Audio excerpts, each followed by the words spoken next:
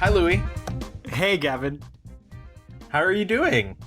Oh, I'm quarantined, but I am blessed and highly favored, okay? Oh, me too. Booked and blessed, clearly. Booked. Yeah, the bookends are the front door and the back door, okay? We are homeward bound, Sally Field. Thank you, everybody, for joining us on the Mixed Reviews in this very trying time. We are a film podcast in which we take a subject such as an actor, director, or mini genre, and we do a whole history, and we talk about the good, and we talk about the bad, and we mix it up. Gavin, did you say whole history? Whole history. Wow, you really haven't gotten out, have you? No, You have been I have staying not. Indoors. Listen, That's good, though. That's ladies good. I calculated today that I've not been outside in 20 days. So 20 I'm years. Gavin doing has fine. not left in 20 years. It's for everyone's safety, truly. Yes. Yeah, I mean, I have been outside once in a while, but very much not a lot, and very much not leaving my neighborhood at all. Yeah. But yes, it's a very weird time, and getting scarier by the day. But we're here to have a good time, and maybe, think about things that aren't too scary, like some of our favorite actors and their good movies, and maybe they're not so good movies. Absolutely. It's funny too because the fact that you're like, "Oh, I've been outside," but I don't know. I mean, I think most of the people in our audience know that we both live in New York City. We're both Brooklyn people. And so yeah, it's scary here. Hopefully Very it's not scary. as scary as where you are. And just Yes. thank you so much for listening. while Yeah, thanks while for we listening. are stuck here. Yeah, and I really quickly, I just feel working from home sucks, but I also know that working right now is such a privilege. And Yes, so absolutely. everyone, I feel your pain, whether you're working hard at home and struggling through it, or you just got laid off. I have a couple friends who just got laid off and struggling Yeah. just to like pay for food and stuff. There are resources out there for you. Please find them, and just be safe. And let's have some fun. This beat is sick, but we're not sick. But we are not sick. Okay. No. Gavin, let's talk about last episode, huh? Absolutely. So our last episode was about the indomitable Sally Field, just a true icon. What a fun episode. Like I don't think I've had that much fun watching for an episode in a long time. I ended up rewatching Soap Dish again after with Derek. It's just, I mean, it's Soap Dish is the perfect quarantine movie for you guys out there. I believe it's on Amazon Prime right now. But anyway, maybe we'll do a little Mixed Reviews movie night and we'll invite people and yeah. Yes. Okay. Let's talk about that. Like maybe at the end. Let's make them get through it. But yes, sneak preview. We might have a Mixed Reviews movie night. Everyone, stay tuned. We asked you guys to go on our Twitter to vote for your favorite Sally Field movie. I think this is the first time ever that one of our picks got 0%. Nary a pick. I was saying that this morning. I was like, wow, I never seen something that we put on one of the polls get 0%. So that is new record. Yeah. Not a soul chose Sybil. That came in at 0%. Which, she has a lot of good movies and I think a lot of standout things that people were like really, really passionate about. So Other came in at 13%. And some of those picks were Eye for an Eye, Places in the Heart, Absence of Malice. My friend Maria definitely did pick Homeward Bound, Hallelujah, Justice for Sassy. So those are Other. Me and Gavin's pick, Norma Ray, came in at 30%. And kind of overwhelmingly, Steel Magnolias came in at 57%. Which, fair, valid, amazing movie. Great, classic. Amazing performance. We live, we laugh, we love. But enough about Sally. On to this episode. Gavin, do you want to tell our fine folks at home who we're talking about today? So this week we are talking about legendary star of stage and screen, activist first, and actor Danny Glover. Why Danny did we? Glover. Yeah, why did we pick Danny Glover? What is the thought process? I think he was on the brain because of Sally Field, honestly. We talked about him in Places in the Heart, which is the movie that she won her second Oscar for. And I think, I mean, all transparency, I looked at Gavin and I was like, do we need to do a dude? We haven't done a guy in a while. And I think we always have this conversation of like, okay, if we're going to do a man, we want to try and think really hard to at least do a POC. And he was fresh on the brain. And we thought, wow, he definitely has a catalog of movies that would be interesting to get through. We also talked about him previously in our Buddy Cop movies episode for his, I mean, kind of, for better or worse, iconic role in Lethal Weapon, the franchise. Yeah, as Detective Murtaugh. Yeah. Yeah. So he's kind of been on the border of a lot of our conversations. I actually remember back when we started this venture and we were making our lists of people we want to do. That sounds dirty. And we wanted to cover. And I put out Danny Glover knowing that when we eventually did come to him, he would be a challenge. Not necessarily for his political stuff. His political stuff we'll get to, even though I would say on his charts, like his political stuff almost outranks, like there's more knowledge about his politics than there is about some of the roles he's played. But I knew we would have the issue that we sort of ran into when we did Stanley Tucci, and we've started come to refer to this as the Stanley Tucci effect. The Tucci effect, famously. Yeah, exactly. Where Danny Glover shows up in a lot of things. He puts his power behind a lot of stuff, but he's not necessarily a main. Sometimes he's not even, sometimes he'll show up in a movie. Like I watched The Rainmaker and he's uncredited. Right. And so like when I realized that he played a judge, I was like, and this movie's not about the judge? No, ma'am, I'm not watching. But like, just to give you guys like a bigger picture of this, in 2010, he had at least 10 projects come out. Same thing in 2016. Absolutely. He has like so many things where he's like, I'll be on set for the weekend and then I'm going. Yeah. And he's such a world traveler. I was listening to interviews with him where he had just come back from South Africa and then was going to Cuba the next day and was only stopping over in the US to do this interview. Or like he's prolific in many realms besides acting, and he's just such an interesting character. But I knew that like deep down it would be such a challenge to both of us to really talk about like what's important when it comes to Danny Glover and who he is. And I think he's so fascinating and it's such a passionate person. Right. Such a character for sure. I think we're going to get into it when we talk about his movies. So Gavin, why don't you kick us off into our rewind?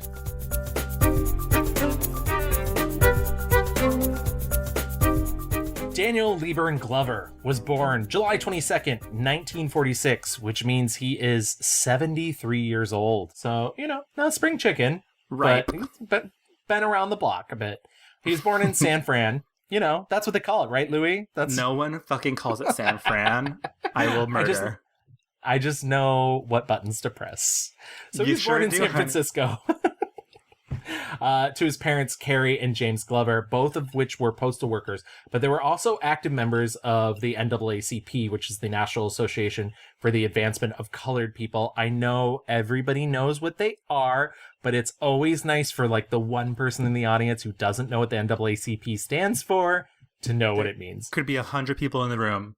Exactly. Just need the one who doesn't know what the NAACP is. Yeah, and we're here and we got you covered, okay? Yeah. So his parents were big in working to the advancement of equal rights. He was born with epilepsy. I haven't found a ton about this, and he suffered pretty regular seizures until he was 35.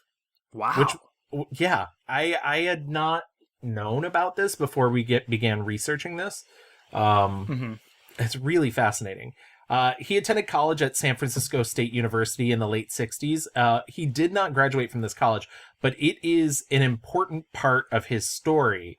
You know, he talks about his parents a lot, and he talks about growing up and watching the marches and watching his parents celebrate the Cuban Revolution. So when I'm looking at my mom, as I think about that now, not at 9 years old, but now as I think about those moments when we sat in front of the television as a family and watched people marching, people making demands, people fighting for change, and they're being in a nonviolent way, in a passive way.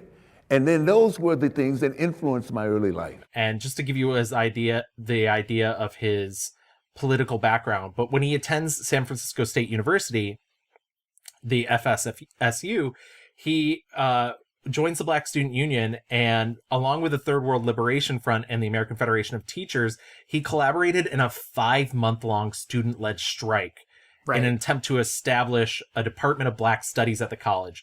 And the strike was the longest student walkout in U.S. history. It helped create not only the first Department of Black Studies, but also the first school of ethnic studies in the United States. It's interesting because he mentions, a lot of people think about Berkeley as like the birthplace or a very important place for civil rights and student activism. But he says, SFSU was a working man's state school. Berkeley was obviously very important, but that's where rich kids and like really elite, super smart people went. And SFSU was, teachers and just a bunch of working people. And so I think a lot of that contributes to his, his political feelings and just really fighting for, the layperson and especially fighting against the man, which we see like until now. Absolutely. I mean, don't even get him started on U.S. politics. Don't even get him started. I will say this, upon looking into his finding interviews and finding clips that I'm going to put in the episode, they'll be littered about the episode. He is such a wonderful speaker, but not a succinct man at all. Mm-mm. His stories are long as they are insightful, but I will try and pare him down as much as I can for the episode purposes. After Glover leaves college, he gets work in the city administration, working on community development. But he sort of starts to transition to theater. He talks about being in college and getting involved in, essentially being told that like they needed Black actors. And, he started to move towards stage stuff there. I felt that doing this, I could be of some use. Mm-hmm. Baraka came into the BSU office one day and said, I want some of you so-called revolutionary brothers to come be in these plays. I was 20 years old. I had never been on stage in my life. Never been. My mother used to admonish us because she said, why is it all my kids all they do is holding palms and don't have a line, don't have nothing to say. And we saying, well, I'm sure glad that's all I had to do is hold one of those palms in the Easter pageant at church, His first major theater involvement was the American Conservatory Theater, which was a regional training program in San Francisco. But he also trained under Gene Shelton at the Shelton Actors Lab. And Glover really credited Gene Shelton for much of his development as an actor. And so we've talked about sort of the master actor teachers before, even just more recently in our Sally Field episode. So Gene Shelton was really his mentor, got him into the acting scene the way that he did. And he resigned from his city administration job and then became a stage actor. He moved to Los Angeles, and while he was in Los Angeles, he starts becoming a stage actor. He eventually ends up being in the original 1982 Yale Repertory cast of Master Harold and the Boys, which is a Fugard play. It's set in the 50s in South Africa during apartheid. And yeah, he's in the original cast, and really this play sort of focuses him into the realm of not just being an actor, but being a full-on activist. I began with Fugard. I'd like to say to people, and I've said it often, that had it not been Fugard and his writing, I perhaps would not have been an actor. Mm-hmm.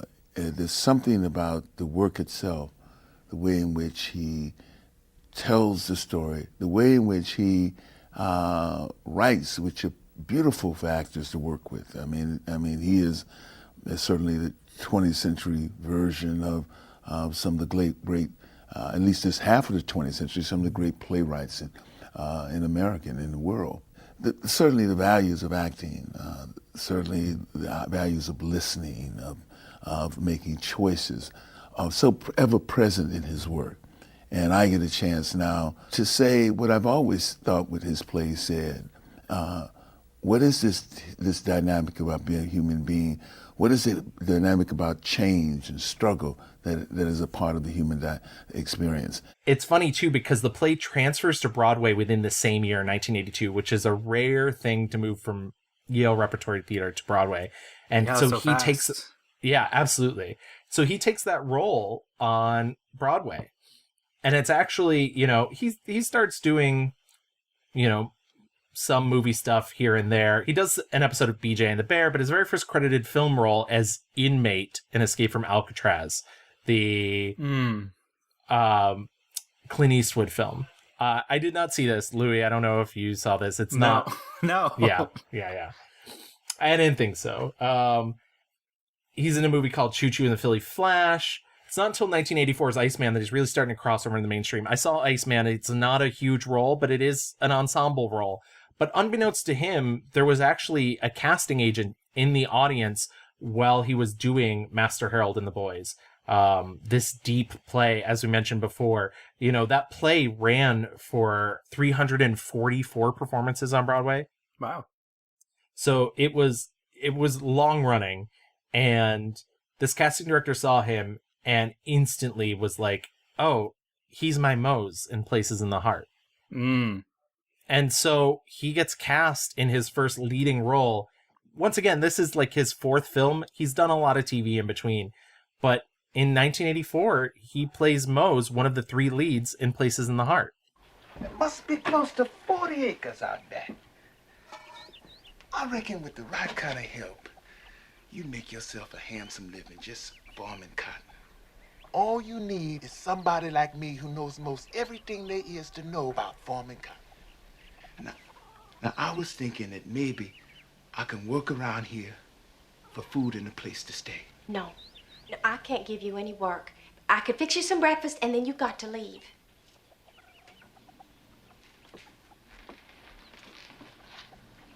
Ain't no such thing as a job nowadays, ma'am. I'm sorry. Now, I'll fix you a nice plate of food. You go and wait out there, I'll bring it to you, okay?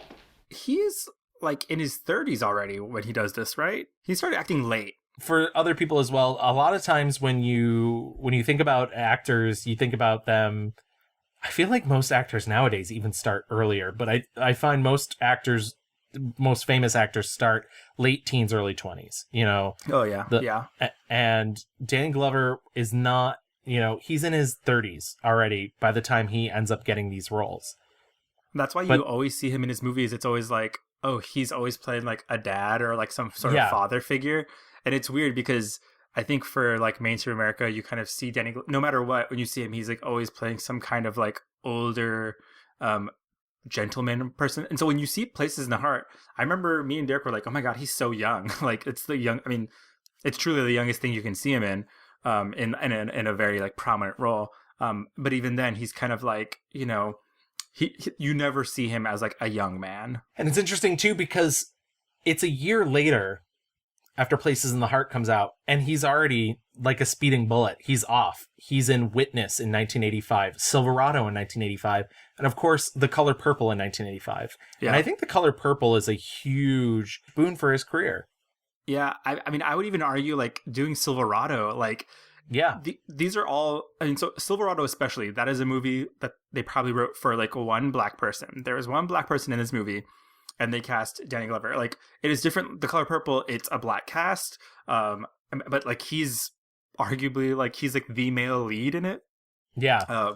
For as awful and nasty as the character of Mister is, he's one of the most memorable things about it because he is one of the only men in the film. Yeah, I mean, I never seen Silverado. I enjoyed it a lot. I think he's good in it. I kind of like the chemistry with him and the other guys. It's like a fun Western. Yeah, I had a good time. I watched Silverado for this as well for the first time. I had no idea it was Lawrence Kasdan. It's very much a Lawrence Kasdan film. The music also is incredible. Oh, yeah. And that's one of the things that's really remembered about it is the score. But Lawrence Kasdan, we've talked about before because he does eventually go on to make a movie called Grand Canyon with Danny Glover, which is not good, but is one of the many films that Danny Glover... It's the original Crash. Yeah, it's the original Crash, exactly. It's one of the many films Danny Glover ends up doing with Alfre Woodard. So you'll see her many times along in his career as well. But former subject Alfre Woodard, I should say. Yes.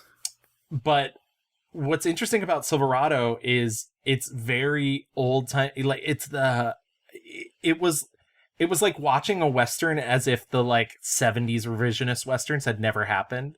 Like the Clint Eastwood films had sort of never happened, but with better politics, obviously. But it was like the sort of John Wayne, like Saturday matinee. And I love the fact that Lawrence Kasdan, when he's not writing about social issues like Grand Canyon, when he's doing his like Indiana Jones, Star Wars, Silverado stuff, is so much fun and like it genuinely harkens back to an era, like a much more innocent era. Oh yeah, the movie is you always feel like the movie is rooting for the right people. Like, you know that in the end, like, you're going on this great adventure and like justice will prevail. You know, like there will be comeuppance for bad guys, but it just feels nice, you know, like it doesn't feel like it needs to like trick you or anything.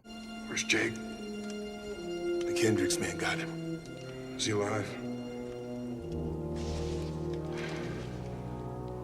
It's worse than that, Emmett. They took him at your sister's house. Her husband was shot. I don't know if he's gonna make it. Kate? She was hurt. Pretty bad. Emmett. Took the little boy with him.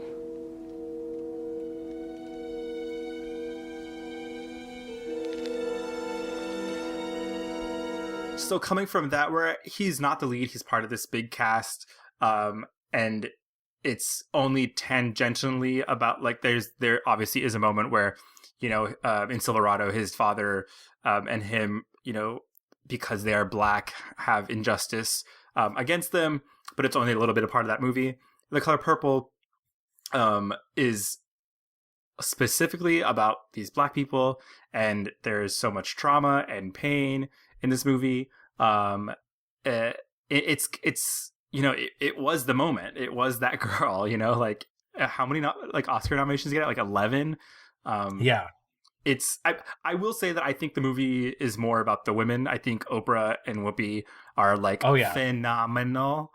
And we have definitely talked a lot about The Color Purple in our Whoopi Goldberg episode, which is one of our earliest episodes, but I would still recommend going back and maybe giving a listen to it because she is also such a luminary and an icon. Yeah, I mean, all that to say that like The Color Purple for me is the moment where, or the first instance of you see him tackling these big, like iconic American black roles that you will see over and over again in his career. And I think, you know, he, looking at like the American pantheon of actors, like he holds a very like special, specific place because he's like, I'm gonna fucking tackle these roles that mean something and have something to say about the black experience. And it's like, from like slavery to like modern day shit. He's like going to talk about injustice against black people. He doesn't give a fuck. He ain't worth it. He ain't worth it. Who you think you is? You can't cuss nobody. Look at you. You're black, you're poor, you're ugly, you're a woman, you're nothing at all. Till you do right by me, everything you even think about gonna fail. It's been a pleasure meeting all of you. 2 years after he did The Color Purple, his big, I mean, he's already at this point basically a household name, and he gets his big like action break, which is Lethal Weapon. It's funny because I think like when he is not doing like socially minded work, I feel like his baseline is very everyman. and I think he does it very well. Seeing him in Lethal Weapon being the kind of straight guy to good old what's his face's antics, I think he's such a like I see him as the most quintessential American like family man, you know. Yeah. And he does it so well. Like I believe it like every time. Well, it's funny too because he's also talked about that, you know, at the time, the impact of something like as much of a monster as he is now, and what we didn't know back then, Cosby, you know, and so Yeah. this role was written as, you know, he's like a good dad. Like that's one of his things in Lethal Weapon is he's like the good guy. He's there to match against Mel Gibson's craziness and Mel Gibson's cocaine use. Yeah, absolutely. And so he's this good family man, you know, a guy ready for retirement, and you know he's too old for this shit and whatnot. Who plays his wife? It's the singer Love. Darlene Love? Is it Yes. Darlene Love? Yes, it is. It absolutely I had is. completely. Yeah, it is. Oh my god. Yeah, I love seeing her in everyone. I'm like, girl, yes, you got the job and you kept the job, honey. I've seen all 4 of those movies for our Buddy Cop episode and did not realize that was Darlene Love. Good for her. Hello. Good for her. But yeah, so it really like it also cements him sort of in this, in a weird way, in sort of this action movie phase. You know, Oh, yeah. Witness is where he plays the villain in Witness is not an action movie, but when you look at the way that looks and then you move on to something like Silverado and then you move on to something like Lethal Weapon, suddenly he's like, it's like normal to see Danny Glover with a gun in his hand. Right. It's like, you know. Yeah, you believe that he can like kick anyone's ass, even though you're like, this is suspicious. Absolutely. He does, you know, Bat 21 next, and then he does the Lonesome Dove TV miniseries, which I mean, there's like a billion Lonesome Doves. I just avoided them. I don't know if you delved into that. No.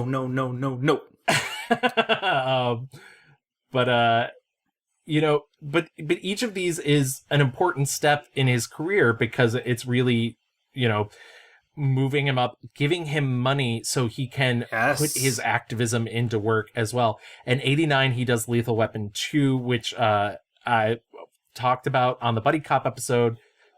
It is wild. It is only because I was like researching him now. When I was watching the movie, I was like, oh my God, the late 80s, they love, like South Africa was the like version of what Russia and China would become as far as like villainy goes. Yeah. And like the villainy of Lethal Weapon 2 is all about how these South Africans who have these crazy funny accents and they just fucking hate black people, period. And then reading about his activism, I was like, holy fuck, he was like at the forefront of fighting against the apartheid. And it's funny because you're going to see this again and again and again. And it's, I think the closest we come, and I feel bad that I keep referencing past episodes, but really, if you've been listening since the beginning, I feel like we're building sort of a weird canon of information. But really, it's sort of like Jane Fonda in the late 60s when she suddenly starts putting her money where her mouth is in terms of politics.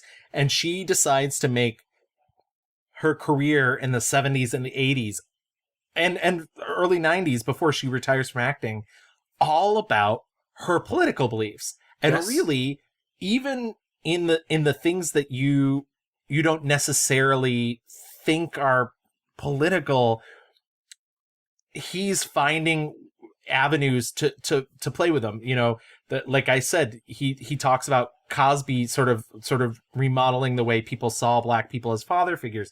There's that. You mentioned South Africa stuff. Lethal Weapon 2 comes out in 89, but the next thing he does is he produces and stars in this very small independent film called To Sleep with Anger in 1990. It's a Charles Burnett film. He is the antagonist in it. It's a film about a family. An old friend of theirs comes to stay with them from California, and he is maybe an evil spirit.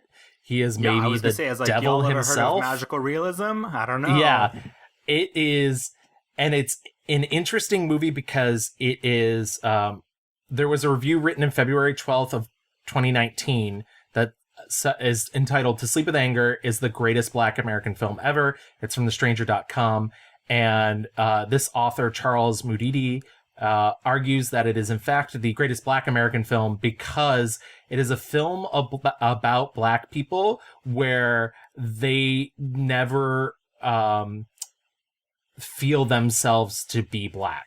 And it's like, you know, when you watch white movies, and the examples he gives is A Star is Born, Vice, The Favorite, the white people never feel themselves to be white. You know, they're in a drama, and if you look at all Black films, especially, and he uses the example of 2019 and the previous year, like Black Panther is about Black superheroes, and Green Book is about a Black pianist, and Black Klansman is about a Black detective, and how that weighs on the consciousness. And To Sleep with Anger is about people. And I thought that was a really interesting, I had seen it before, but I rewatched it for this, a really interesting avenue for me to think about going into it, because it really is. So it's really the story about these people and a clash between toxic reality and the reality they built for themselves, a clash between the old ways and the new ways, a clash between religion and maybe some not, you know, some, like you said, magical realism. Right. I also think the movie is very about like awful masculinity, and I might be out of my lane in saying this, but like Black masculinity.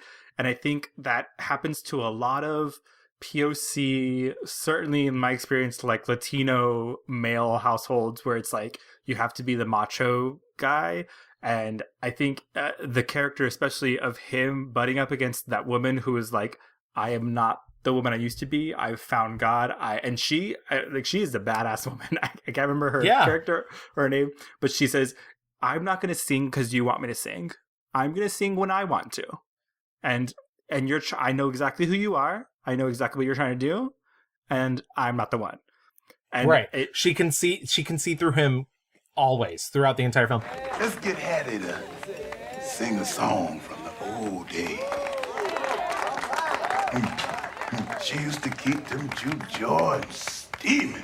Right. All right. Harry always tries to be the kingfish. I told him I'm a different person now. I'm saved. It's funny, the first time I ever heard of this movie was we have this great monthly, or had when we could go outside, a great monthly film series at the IFC Center. And it's about queer cinema. It's held on Mondays. And the first time I ever heard about this movie was in 2015. A Black queer artist had them play it as their selection. Wow, and they talked about like the queer readings of the movie as well, the outsiderness, and yeah, I think when I was watching it, I was like, there's this thing about, you know, obviously religion as salvation, but a lot of it is also just like in of that is like rejecting the way things have been and the awful like patriarchal way things have been, and just like being good and like loving yourself, which I think is a very queer thing to do, you know, not trying to look for acceptance outwardly, but inwardly. So yeah, it's funny because when I watched it, I was like, oh my God, I do not like Danny Glover being like scary dude. I do not like it. It's so uncomfortable, but it's effective. Yeah. I love that he took a chance on this small film, and listen, it didn't make a huge impact when it came out. It fell on the mostly white reviewers' deaf ears. In fact, I believe I read one review where they flat out said it was overrated, and I was like, this is a new movie. How dare like, how dare you?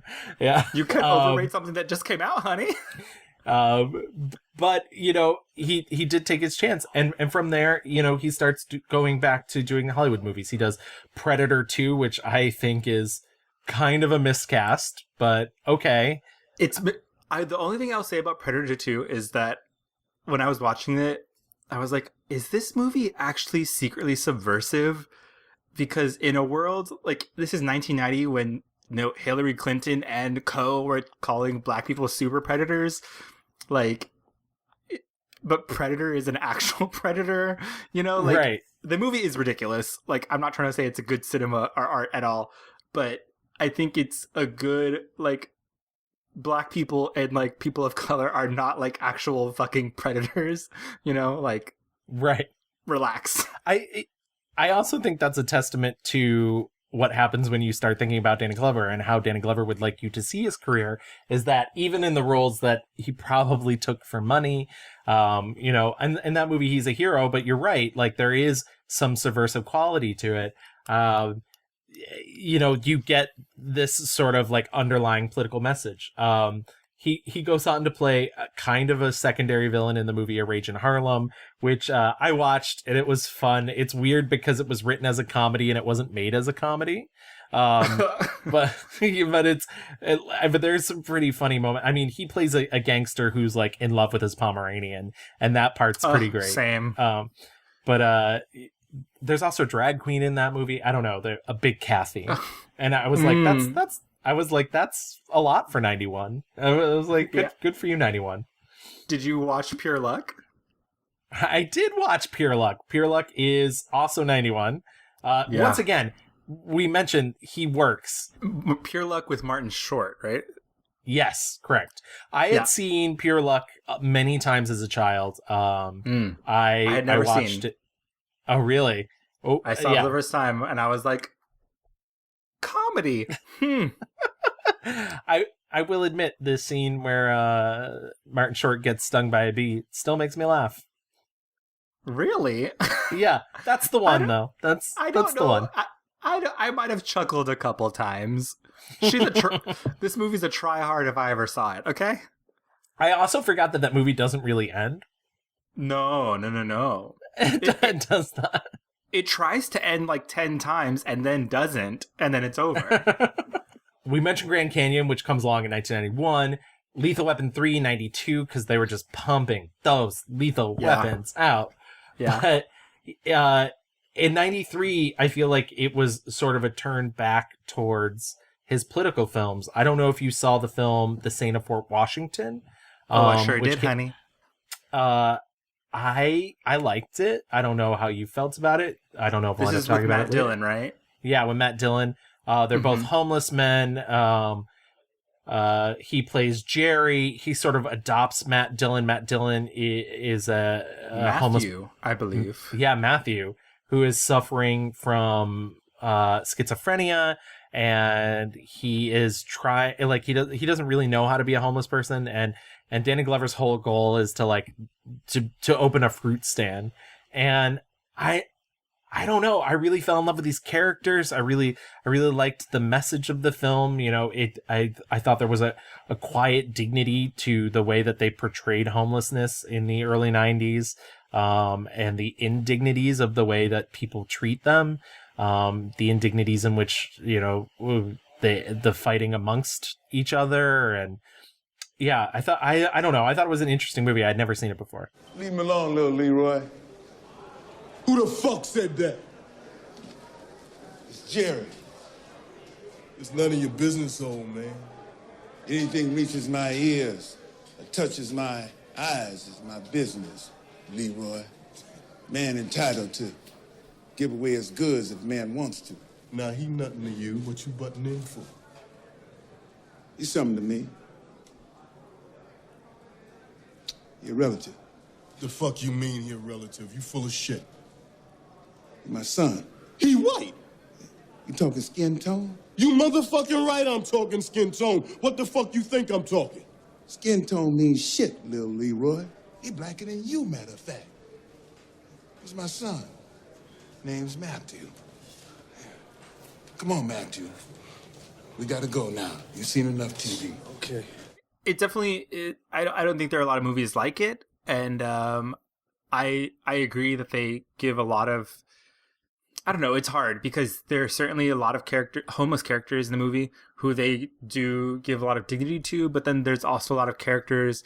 What's the villain's name? The actor. The actor's Ving Rhames. Ving Rhames. Yeah. Like his character, they also have. I mean, they have to show like there are horrors of being homeless and not just of like living on the streets, but it's like dealing with other homeless people who maybe are not as kind or, you know, whatever.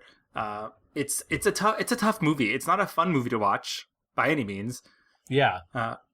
But yeah, I think it's a good like palate cleanser. I think though for Danny Glover after so many like Lethal Weapons and Predator and stuff. Yeah, absolutely. In 93, he also does Bopa, which is Morgan Freeman directed film about apartheid in South Africa. He plays a cop. His son is a protester. His wife is played by Alfred Woodard. This was the third collaboration. I don't think I mentioned the previous collaboration, the second one, which was Mandela, a 1987 TV movie where he played Nelson Mandela and she played his wife. She also plays his wife here. Is she not Sorry, in that's Grand the first Canyon? collaboration. Second. No, she is in Grand Canyon. Grand Canyon was the second collaboration. Right. Bopa's the third collaboration. Bopa's good, and I'm a little shocked. I know there's been stuff about Morgan Freeman that has come out that has made him seem a little less savory than we once thought he was, but barring that, I had no idea he was that talented behind the camera. You know, the movie was a critical hit, but a financial disaster. Come along now. I want you and your mother to go stay with your uncle in Lanka. So what do I do, Bob? Go and tell my people my barber says I should run and hide now? Don't start playing Mr. Hero with me, Zoiraki. You must leave here. These are not bloody school games you're playing. They never were. I can't protect you anymore. I never asked you to. It's a good movie, and I recommend, especially. I don't know how great his accent work is, but I'm always a little leery when it comes to South African accents. But it's a hard one. It's a hard one, but I enjoyed it. Oh, you know what I did see in 1994 though? What's that? Me and about 10 million other children watched Angels in America. I mean, Angels in the Outfield, Angels in America. Oh my god, I'm gay. Hello. Do I'm gonna leave that in. Yes, Children I were did. clamoring for Angels in America. They were. No, the classic Disney movie Angels in the Outfield, starring Joseph Gordon-Levitt, a very grumpy Danny Glover, and just truly a cast full of like a who's who of rising talent. Matthew McConaughey, Adrian Brody. It's full chock-a-block of characters. And I rewatched it, and I gotta say, first of all, Joseph Gordon-Levitt brings it to the. I was like, damn, he is good. Brings it to you every ball. Yeah, absolutely. Why are you gagging so? But that movie is wild. It is wild. First of all, the angels are crazy looking. Christopher Lloyd is like. Christopher Lloyd should not be around children. I'm not saying he's a danger to them, but I feel like at any moment he could be. I mean, he is the page master, okay? Yeah. Yeah, I think the angels look really fucking cool. I think maybe that's what, like, I don't know, as a kid being like, oh, that's what an angel looks like. A fucking crazy, ethereal, very sporty, hot person. And, you know, like, spoiler alert, literally 10 minutes before the end of the movie, Christopher Lloyd tells Joseph Gordon-Levitt that his favorite baseball player is gonna fucking die. He's gonna bite it in 6 months, nonchalantly. Wait, he's just like, who's the actor? It's Tony Danza. Tony Danza. and Christopher Lloyd's literally like, well, he smoked. You shouldn't do that. He smoked all his life. He's gonna pitch this and win, but then he's gonna die. I was like, wow, so fucking good. This movie is a roller coaster though, because it's like a high of like, I mean, the high of the Joseph Gordon-Levitt coming out doing the angel flap and everyone's flapping their wings and like, oh my god, it's gonna be great. And then like, oh, but he's gonna die, and then it's down, and then back up again when Danny Glover, after like a season of baseball, is like, I'm adopting these children. Like, what? Yes, well, that's it. I was gonna say, we're here to talk about Danny Glover. As you mentioned, Danny Glover, grumpiest of grumps alive. Yet some reason at the end of the movie is just like, I'm literally going to own you for the rest of your life, child. Yeah, like, he's like, we had fun these last 3 months when you sat in the stands and I occasionally came to talk to you, but now I'm your dad. Yeah. Like, Also, the woman who's like playing their foster mother is Maggie. Yeah, she absolutely is the pigeon woman from Home Alone. My friend Kim told me that recently, and I had no idea, and I was like, holy shit. So, as soon as I clocked her, I was like, she had a type, and it was a loving mother figure. But not quite. Roger, the person who called social service, that was me. I want to try to be a dad. I want you to come and live at my house. I can't. I can't leave JP. I can never leave JP. He's coming too. I don't want to spend too much time in it because I feel like we're talking about every movie in detail. True, but I do want to mention in 1994, he and Ben Gilroy founded the Roby Theater Company in Los Angeles, which focused on theaters by and about Black people, which is a huge thing. Yes, Queen. I believe it is still there to this day. So good on them. I hope their mission continues. They've garnered so many awards over the years, and it's amazing that he co-founded that. We wanted to do theater that in some sense encapsulates and develops material that expresses the Black experience. The possibility of engaging children and everything else, and you bring them to watching live theater, and first of all, they're awed by it. And also, I forgot to mention, by the way, his big Independent Spirit Award win for To Sleep with Anger. Which was maybe it wasn't super acknowledged by the mainstream, but that was sort of the acknowledgement that film needed. Totally. He goes on for the rest of the 90s, doing steady work. He's in The Rainmaker, uncredited. I still don't know why. Lethal Weapon 4 in 1998. Ants in 1998, which we mentioned in our DreamWorks animation episode. I do want to pull the brakes real quick and talk about another film that came out in 1998, which is Beloved. Oh, it's not The Prince of Egypt? No.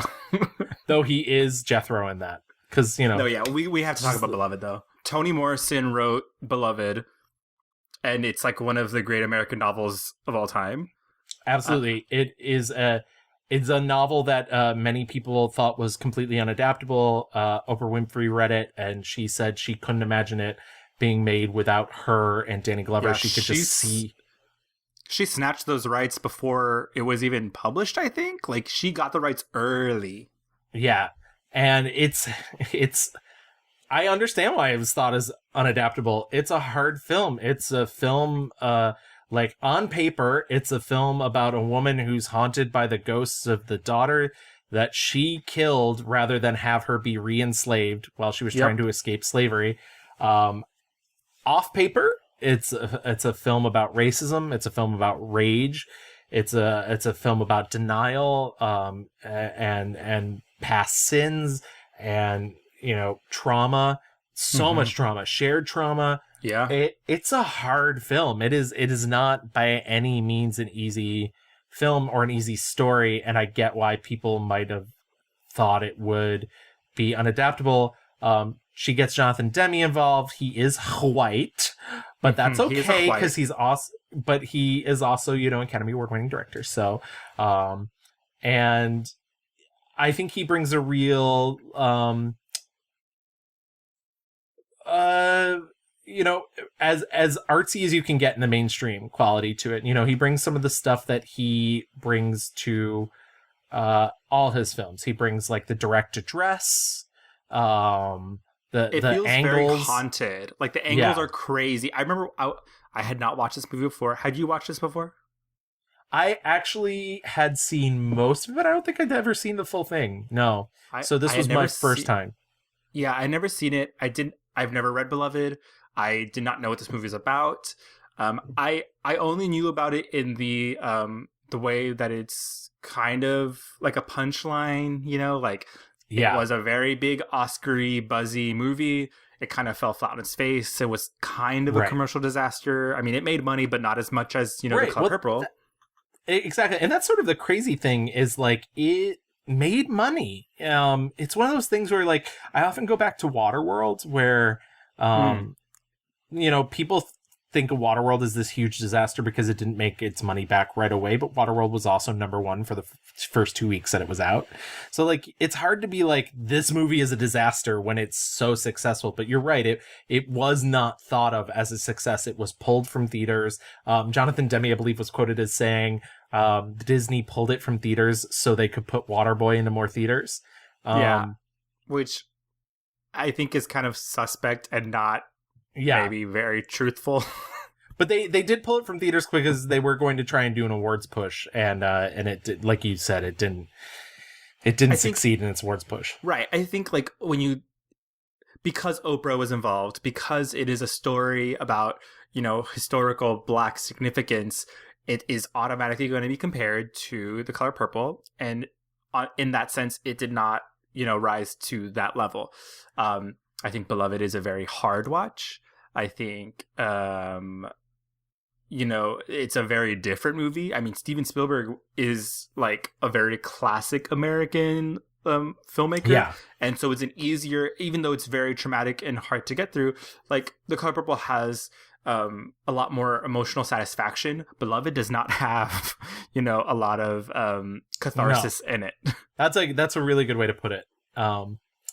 It's a really fascinating film. I watched it and I was like, I need to stop, pause, collect myself, because from the get-go, there is some awful, horrible imagery.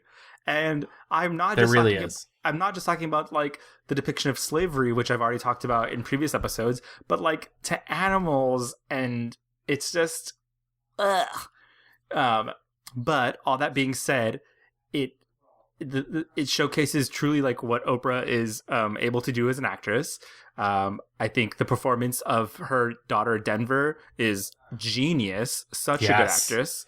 Yes, that actress is like insane and brilliant. And I wish, had it Beloved not been considered such a disaster, I think we would see her everywhere. Kimberly Elise is her name, and she gives the standout performance of the movie. And in the face of all this like craziness, because it's not the movie. Yes, is about slavery and trauma and pain, but there is a lot of like really elevated reality things that just feel very otherworldly. And she is so grounded, though. She is like this force of just like, this woman who is trying to break the cycle, and she fucking kills it. Kimberly Elise, she's the bomb. She's the best in that movie. But I want to move on from that and just move on further. You get into the 2000s, and I think what he's most known for in the early 2000s is 2001. He does the Royal Tenenbaums, where he plays Henry Sherman. Yep. And it's a very funny performance. And then he really takes a chance and puts money into this small independent horror movie called Saw. A little something you've never maybe heard of. Independent film. And it's funny because it was an independent film at the time. And it's funny because I've listened to interviews about it, and he's like, yeah, I've never seen it. And they're like, what? and he's like, yeah, I don't do horror movies. I haven't seen Saw, but I because I don't, horror films scare me. Watching them scare me. They always, I'll make them, but I don't watch them. But on the one hand, it was behind the idea that the writer, a young 22-year-old Asian from Australia, had around it, and I bought into it. I bought into the violence in it and everything else. So I was able to find my world. So the combination, the character is not any specific character that I'd done before, and any other particular relationship that I'd had with the narrative within the story in itself. But this was new to me, so it was challenging to me in a sense. I'm with you. I feel you. I've seen Saw. I've seen a lot of the Saws. I did not rewatch. I was like, I'm not gonna put myself through it. No. Yep. He also does, and I just want to put a small shout out. In 2003, he does a TV movie for Showtime called Good Fences, where he plays Whoopi Goldberg's husband. Thank you, Gavin. Good, because I really liked this movie, and I thought they were both incredibly great in it. And it's Ernest R. Dickerson is the director, and he is He's like the cinematographer of Spike Lee, isn't he? Yeah, I was going to say he's a Spike Lee acolyte, and you see a lot of that in this movie. It's very stylish, and which is not to say that Ernest R. Dickerson doesn't have his own style, but you always see that when you see somebody who starts with some, you know, when you look at Barry Sonnenfeld's early work, you like see the Coen brothers. Like that's how it works. But I would highly recommend watching this movie. It's for free on Amazon Prime, and it's good and it's interesting, and it's about racial politics in the 70s. And yeah, it's good. I will say that I don't think it lands everything it wants to. No, but it is very interesting. I think Whoopi's very good. Monique, very good. Monique, so very good. The score is terrible. The score is maybe one of the worst scores. Yeah, literally, Gavin. like please, fire, like retroactively fire that person. Whatever you paid him, steal it from him. But yeah, it's funny. I was watching it. There is a moment where the young son has like this sexual fantasy come true with his like best friend's mom, who is like this Asian woman, and I was like, huh. We're trying to break down all these racial things, and yet the one Asian woman in this movie becomes a sexual conquest. Well. Yeah. I just want to say this movie is it has some flaws, but it is very interesting, and I think he's very good in it. How many of them dropped by? How'd you know? One of us on their block, fine. Two of us, maybe. But three is the apocalypse. Everything we've worked for, every step we've taken has led us to this very moment in time. Now it's up to us to choose sides. I don't really see what we can do about it, Tom. I'm sorry, but this time it's not we, baby. It's you. What? Though I've spent my whole life getting us to the goal line, it turns out that you're the one who's going to win the game for us. What are you talking about? Just stroll over there, find out how she's doing, then tell her nobody pays cash for a house no matter how much they have. So as you move further into the 2000s, you know, he takes a reoccurring role on ER as Charlie Pratt Sr., much like our previous subject. He's playing Sally Field, playing the father, one of the main characters. And I think like what I'm really starting to get to in the 2000s is this is starting to become, I think, the Danny Glover that we more know nowadays. Like there's no more Lethal Weapon franchise, really. You know, no. Richard Donner apparently still wants to make a 5. I don't know why. Psycho. Yeah, but you start to get the I do one for them and then I do a bunch for me.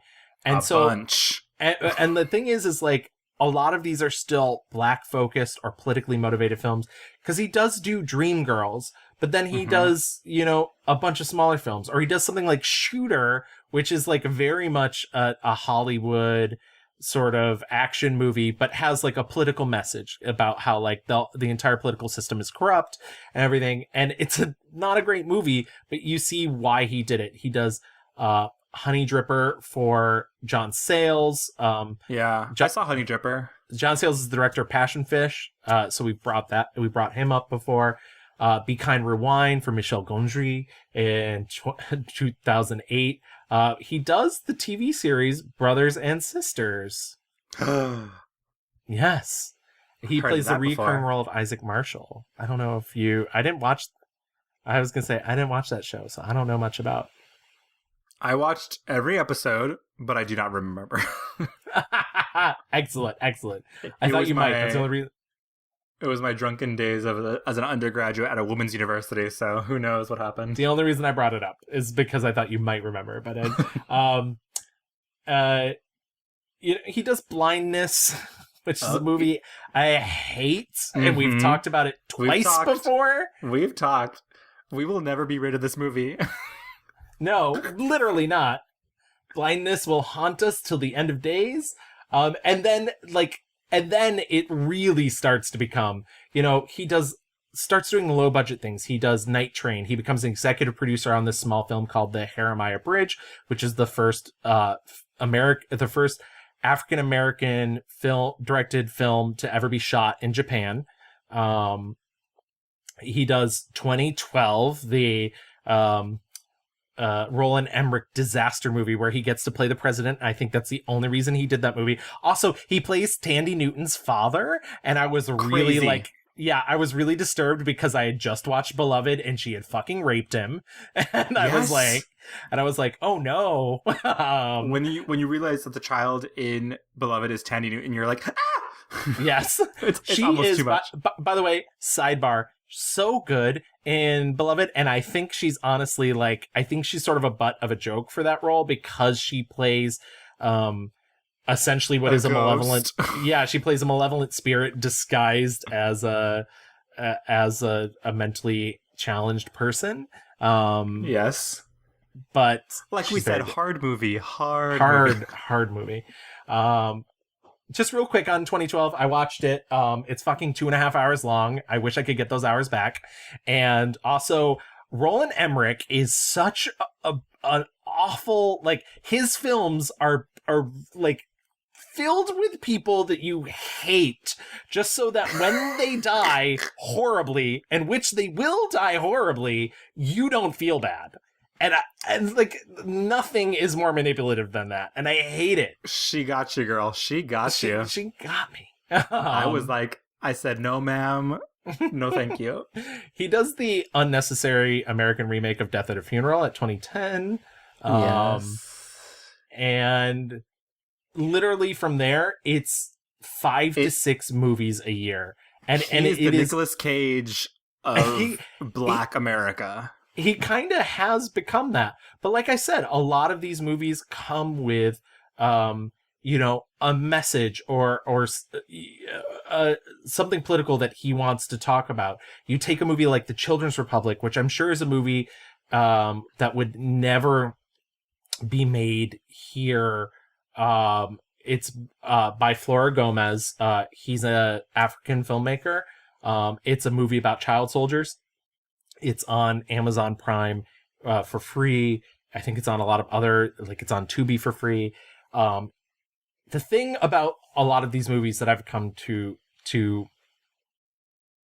reconcile with myself is, there's nothing more boring that a film critic can tell you than, whether you should watch a film or not. There should be more context to what they're doing than just simply being like, I didn't like this, you shouldn't see it. I think a lot of these films are not necessarily what you would consider well made. And I think on the surface level, you can look at them and be like, people shouldn't see this because it's perhaps not the best film that's ever been made. It's not as polished. On the other hand, it's funny because we talked about Kathy Bates directing a Lifetime movie. That is different. That was always going to be made no matter what. These are films that probably wouldn't get made without Danny Glover's involvement. He's probably the big draw of the movie, and he's really throwing his weight behind them. I don't know, and I really respect that in a lot of ways. In a lot of ways that when I watched The Children's Republic, which like I said is maybe just a little over an hour. When I watched Children's Republic, was I like, wow, this was the best constructed film I've ever seen, or the most original film? No on either account. But it was an important message, and I totally see why he did it. It's a film about child soldiers in Africa who, through a magical realism loophole, have founded their own society because adults don't see them anymore. And so they're running their own government in a small African town, and he's the only adult that they can see, and he sort of acts as their advisor. I think in this business, there are two things that happen. The business is going to give you and present to you an opportunity for a few of us of the things they want you to do or the things that they have available for you to do. The question is always, what do you want to do? What are the things that you want to do? And I tell people, I'm not an actor if it had not been at the Fugard and the plays that I did.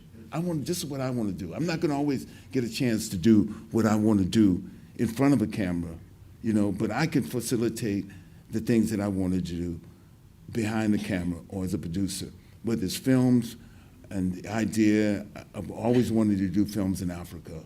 you see a lot of that happening through. I mean, you still see some stuff that maybe doesn't have that message. You see things like Badass 2 and Badass 3, or like Dirty Grandpa in 2016. Badass 2. Ugh. I was not gonna watch any of them. I can't bring myself to do it. I was very choosy about like his later stuff, but I watched one of the Badass movies. I watched Waffle Street.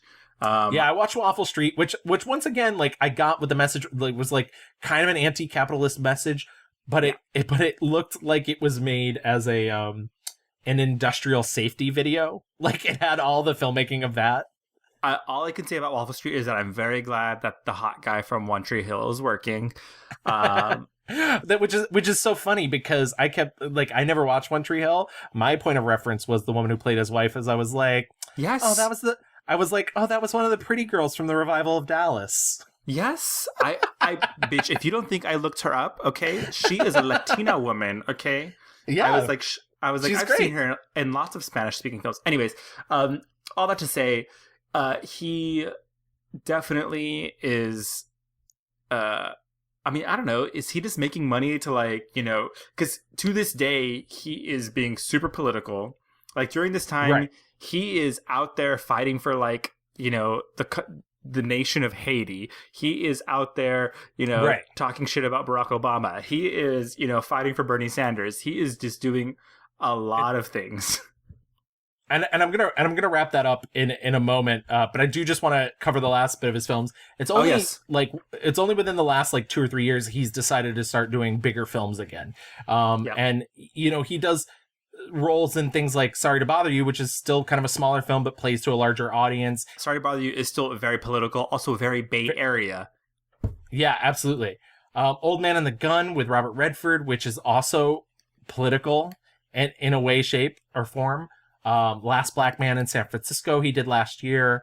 The Dead Don't Die, which is awful, but and Jumanji: The Next Level was maybe the last, like, big movie he did.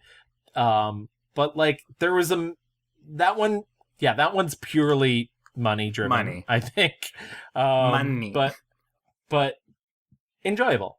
I ended up having to watch the first one because I had not seen of the first of the new Jumanji movies, and I was like, I'm already lost. So please. Yeah.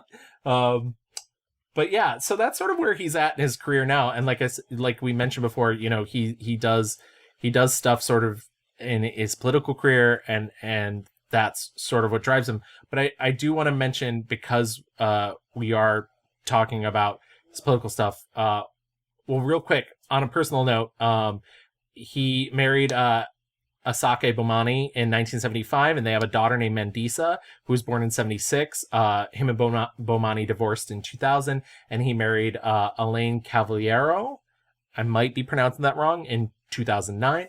But in terms of activism, we mentioned the walkout. He's been a huge supporter of unions. You know, he supports the United Farm Workers, Unite Here. He's also supporting unions overseas. At the 2010 Academy Awards, he tried to lead a boycott to get people not to wear Hugo Boss suits. When Hugo Boss decided to close a manufacturing plant in Ohio after a proposed pay decrease from $13 to $8.30, which was rejected by the Workers United Union there. So he is very much on their side. He's been arrested for his political beliefs before.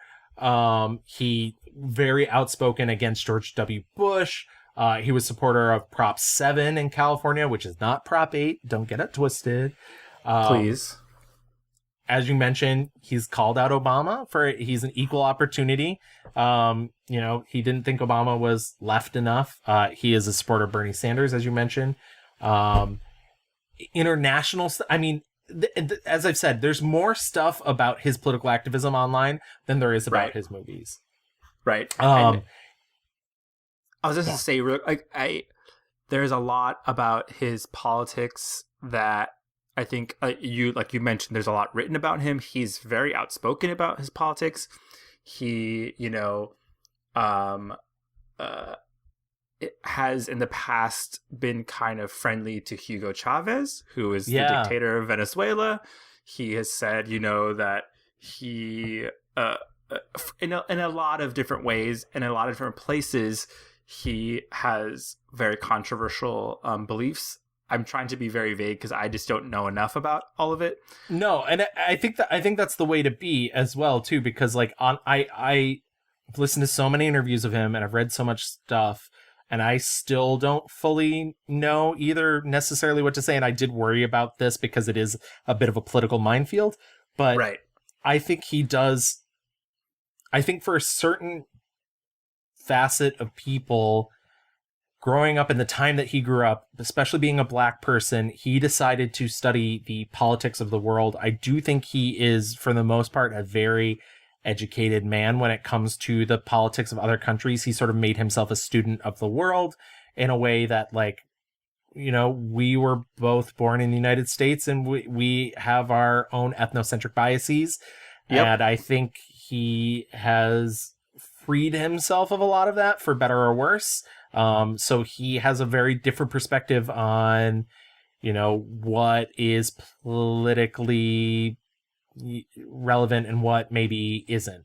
Right. And I mean, like, he's even like taken money from Hugo Chavez to try and make a movie before. I did want to bring that up real quick, and I do think it's an important thing to mention, but I also don't want to speculate because neither of us fully knows the truth. But yes, Right. he, according to sources, he was supposed to start shooting in Poland in 2007. Hugo Chavez contributed 18 million, supposedly, to this film. A film about like an uprising in Haiti. So it's not like a random movie. It's a politically minded, focused movie about people uprising in Haiti called Toussaint. Yeah, right. To overthrow, the man. And so it's all in purpose of, again, this idea that Danny Glover is so passionate about, and it's about, unionizing power to the people. And supposedly in 2008, the Venezuelan National Assembly also authorized almost 10 million more. Apparently this really annoyed a lot of Venezuelan filmmakers because the money was going from them to this movie that wasn't even about Venezuela. Danny Glover has said, in fact, recently, nonetheless, he did not see a dime of this money. And it is, none of this money went to him. He did not steal money from the people of Venezuela. I don't know what to think about that. I can only go on what, has been reported, and right. The film still hasn't been made. Comes back to like, he's a very passionate. Right. And I think I read the last thing about him was just that like he still wants this movie to be made. Who knows if and when it will be made. I am sure that there were even like reports that like Angela Bassett and like he had people connected to this this film, but it is kind of a minefield. He is very ready to talk, ready to throw shit down about his politics and his beliefs. And I was funny because I was thinking, I was like, have we covered someone as politically minded and focused as he is? And so it's really funny when you mentioned Jane Fonda. I was like, that's maybe the only other person whose career absolutely is a little bit overshadowed by their political work, because he is just the most outspoken. I tell people, when I first heard about the Cuban Revolution, it was 1959, because my mother's and father's union was celebrating the victory of the victory of the Cuban Revolution. And every moment that I wanted to find out more about it. What was it about? What was that? Or when I first picked up an album at 19 years old by Miriam Makeba, and Carrie Belafonte says this so beautifully. He says, Paul Robeson once told him, get them to sing your song and they're going to want to know who you are. I wanted to know who they were. When we invited Hugh Masekela in 1970 on campus after he had his first album, we invited him on campus. The more and more, all those are the conditions which are the life condition. It's not often being an actor, but often the other things that you're born in, I mean, all this stuff. And that's the thing, is once you enter the field of politics, you're always going to make enemies. And a lot of, very famously, Hanoi Jane and, So you Yes. always make enemies that will slander you for your political beliefs.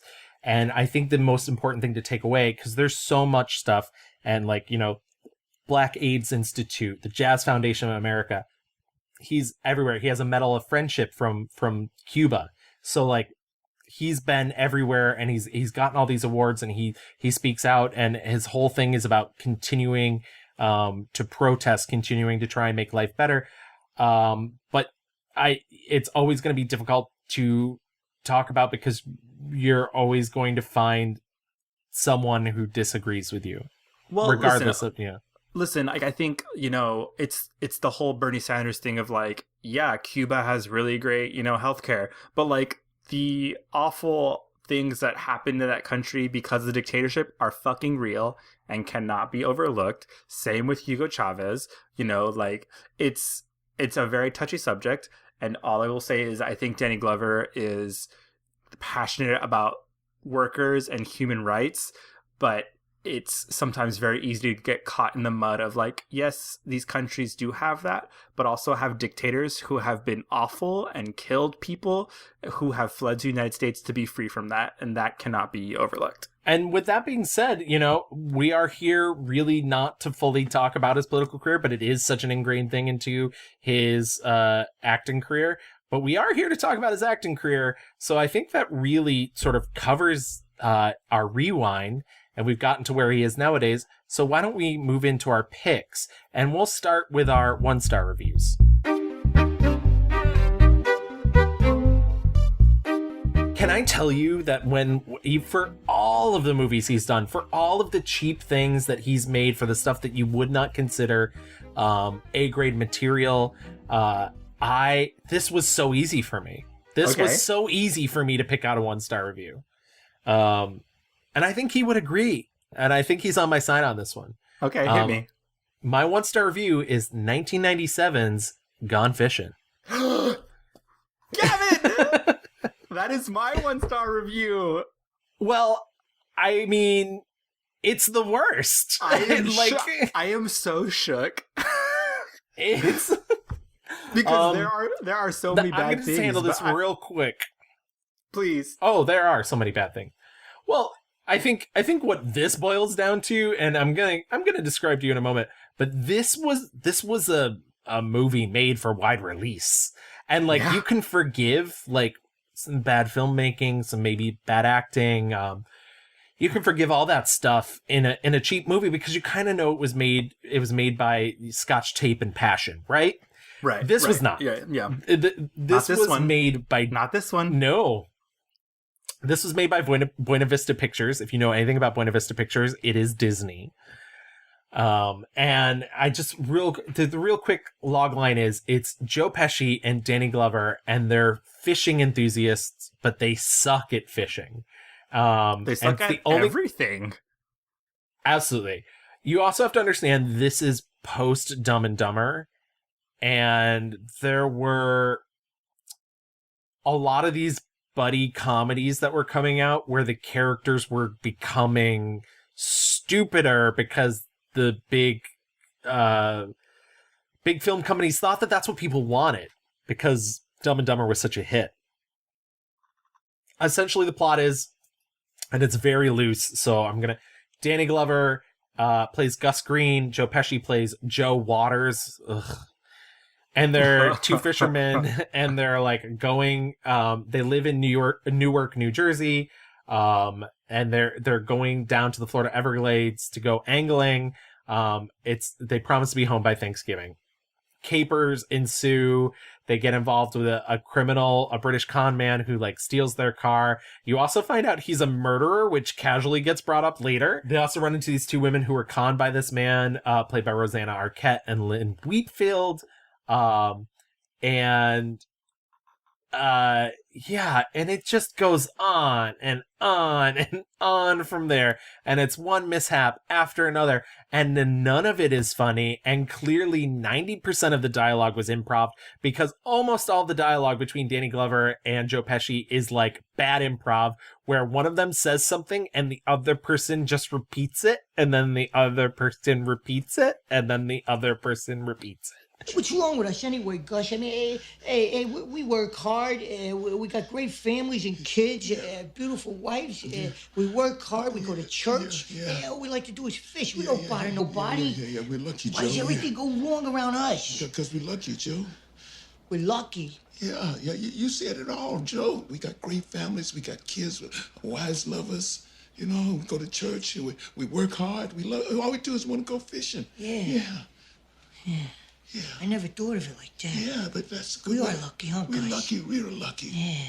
Gavin, I just I was freaking out. I was like, oh my god, what was the name of that movie that I really fucking hated? Found it, clicked on the Wikipedia page, scrolled down. Written by whomst? None other but J.J. Abrams. Oh no. How dare? How dare? No, listen, okay, so this is the second pairing of Danny Glover and Joe Pesci. They were together in Lethal Weapon 2, which Right. I actually think Lethal Weapon 2 is very good. I think Danny Glover is a straight guy. Mel Gibson is like the cocaine crazy action guy. And then they added Joe Pesci to kind of be like this comedy humor guy. And I think it works really well. There's like, you get a little bit of everything and they're all very good at what they're doing. In this movie, you just get two idiots and not, and I mean, I'm sorry, but like Jim Carrey, they are not, you know, like right. The reason why Dumb and Dumber works is because it's so over the top. These are like comedic geniuses. Joe Pesci and Danny Glover, they are just not the ones. I think not. I think not. Originally, this film was said to be made in the early 90s, and Joe and Gus were offered to John Candy and Rick Moranis. I read some reports that said, oh, they were both busy and they turned it down for other projects. I've also read reports where they were like, but John Candy died and Rick Moranis retired. Which is like a bad sign to begin with. But also, John G. Avildsen was set to direct the movie and had worked on the film for 2 weeks.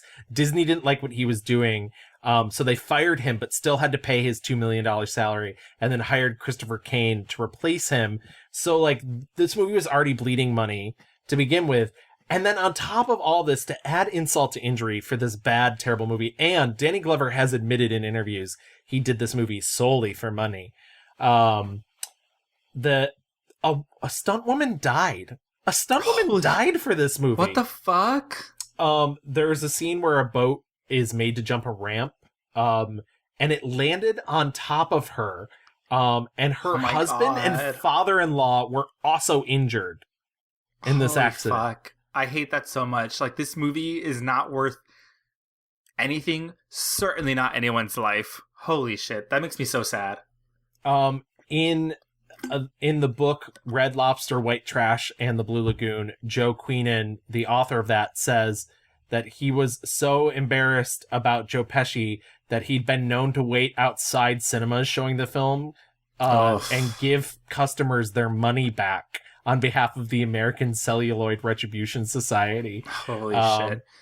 It holds, and once again, I don't have any trust in review aggregate sites, but it does hold a 4% on Rotten Tomatoes, just to give you sort of the critical consensus. It is maybe my least favorite movie I've seen for this entire podcast, I will say. Yeah, it ranks up there. Yeah, because it's tough. Down there. Down there. I stopped it in the middle of it and came back like 2 days later because I was like, I have to finish this movie. So yeah, and like, let's move not on even from this. not real quick though. Before we do move on, when we do our 5-star reviews and our 1-star reviews, I oftentimes always try and make sure it's based on performance. And I also, once again, I have to say, Danny Glover's not doing anything here. Genuinely not doing it. There's a scene where he sleepwalks. It's maybe one of the least funny things I've seen in a very long time. I hated the whole experience of this film. Okay, yeah. The one good thing about this movie, and there is only one, is that Carol Kane plays Joe Pesci's wife. And she is always but she does nothing, but she's always a delight. But she does nothing. She's too fucking good for this nonsense. Carol Kane. She's too good. Get She's too good. Carol Kane, we stand. I mean, I want to ask if there's any other films that you saw that you didn't particularly like, but I feel like that's kind of a minefield because of sort of what we talked about, the fact that he does a lot of low budget films, and I think I don't have the time. Yeah, exactly. I think I really hated Muhammad Ali's Greatest Fight, which was an HBO film he did in 2013 for Stephen Frears, and he's not really in the movie that much, so I wouldn't give it my 1-star review for him because I don't think he was bad in it. But it's a bad movie. I hated 2012. He's not necessarily the problem. He does get a good Independence Day speech. Okay. I'll give him that. I know I'm probably not making any friends here, but I didn't really like Operation Dumbo Drop, mostly because I thought it was really strange that it's a film about the Vietnam War that's not about the Vietnam War at all. Okay, Gavin, it's for children. Relax. I know, but come on. Then choose another war. Choose something that's simpler. And I did also actually want to give a good shout out to Pushing Dead, which is on Amazon Prime, which is not a good movie. Sorry.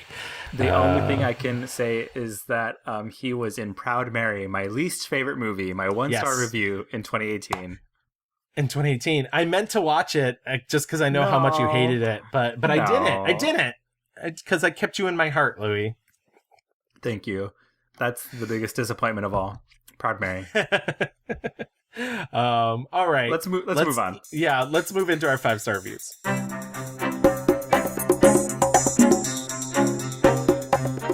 On the reverse of how easy it was for me to pick my 1-star review, I'm in a bit of a crossroads. Yes. I will admit. A Britney Spears crossroads.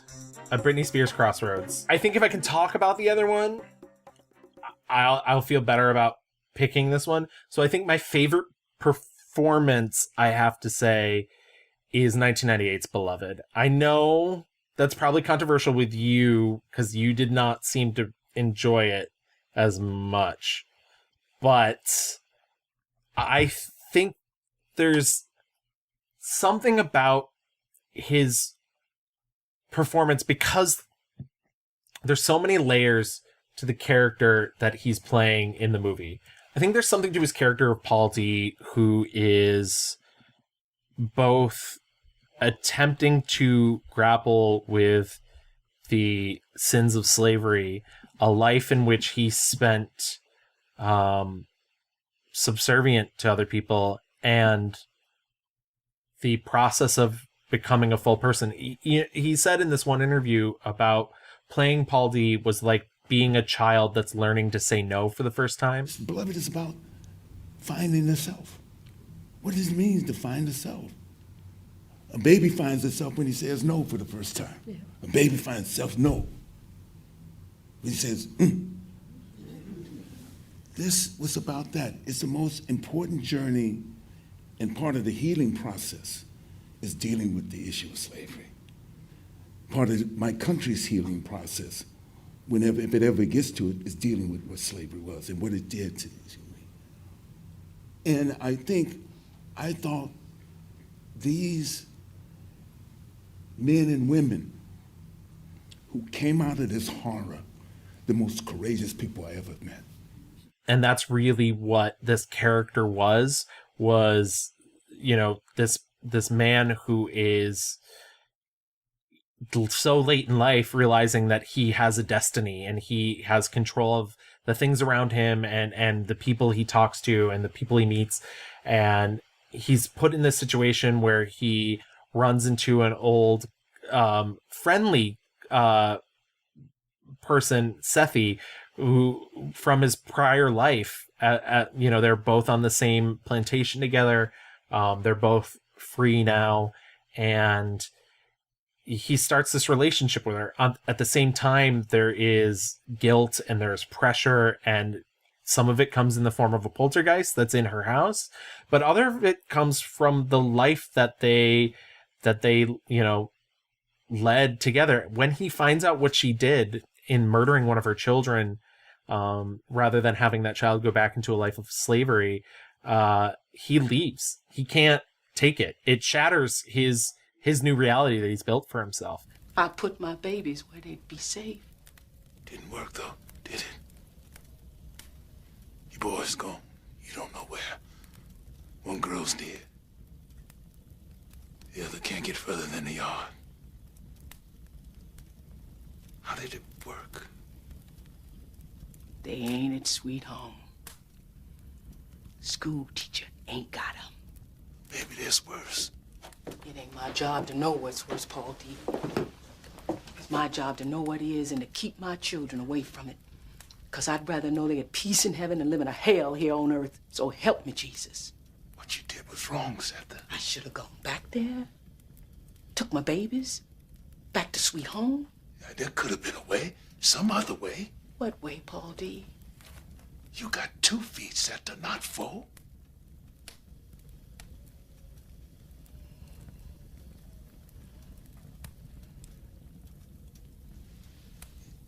You can set aside something for me. And I think the way that a lot of that is played is so heartbreaking and so deep. I also think, as I mentioned before, it's Jonathan Demme. He does a lot of direct address where the characters stare down the barrel of the camera, where they look directly at you. Most films, obviously, if you're doing a dialogue scene, you have your actors stare off to the side of the camera. And Jonathan Demme loved to have his characters look directly down the lens.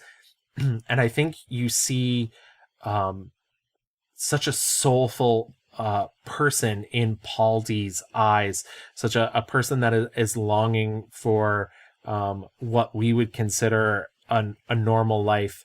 And he thinks for a moment he might be able to have it with Sethi, but her past trauma really ruins that for them. It's such an interesting, and it's a complicated character.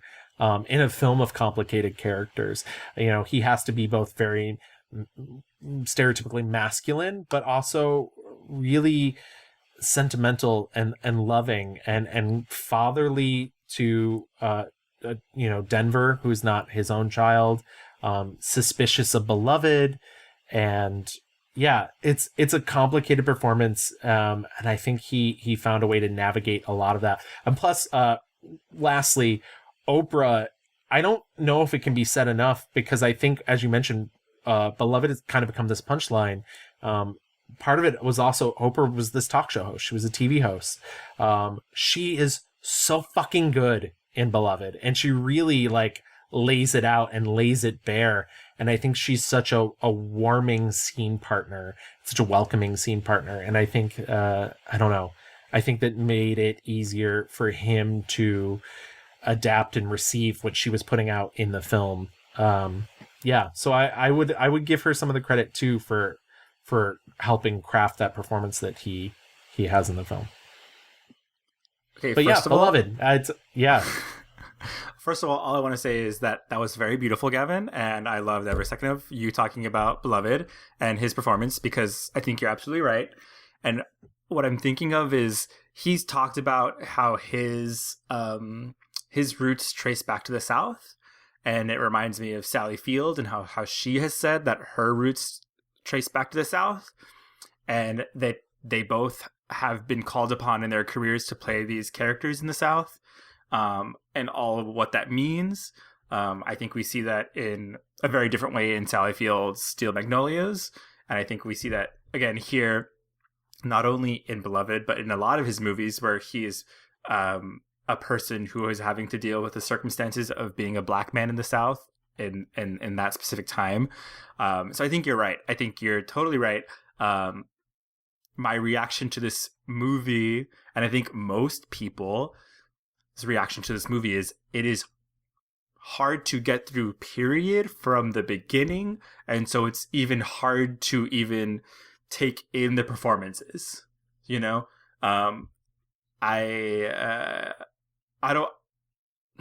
guess I'm trying to figure out how much do I want to say about what happens in this movie. There is violence in this movie that is not just, I've talked about this a lot of times before with other movies that have violence against people and violence against minority people. But this is not just about that. This is beyond brutal. brutal, brutal, brutal. And I think Oprah has said before, she was like, should we have made this more commercial? Should we have, tried to made this an easier watch for people?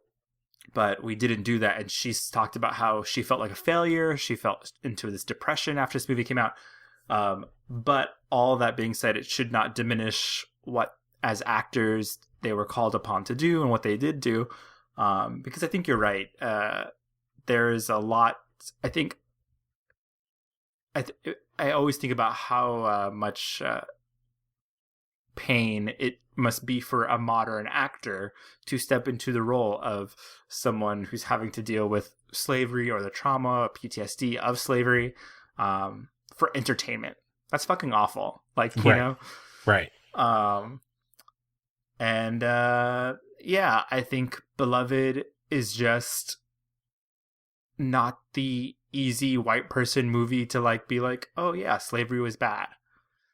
It's just not that movie. Right. It's violent and horrifying in a lot of different ways, and not even just in the way of like white people were bad. I was just gonna say, I do like the way that there's subtle things in the movie too, where there's a scene where Denver's walking down the street with a boy, and he has to physically move her out of the way, and it just sort of happens in the background almost. He has to physically move her out of the way of an oncoming group of white men.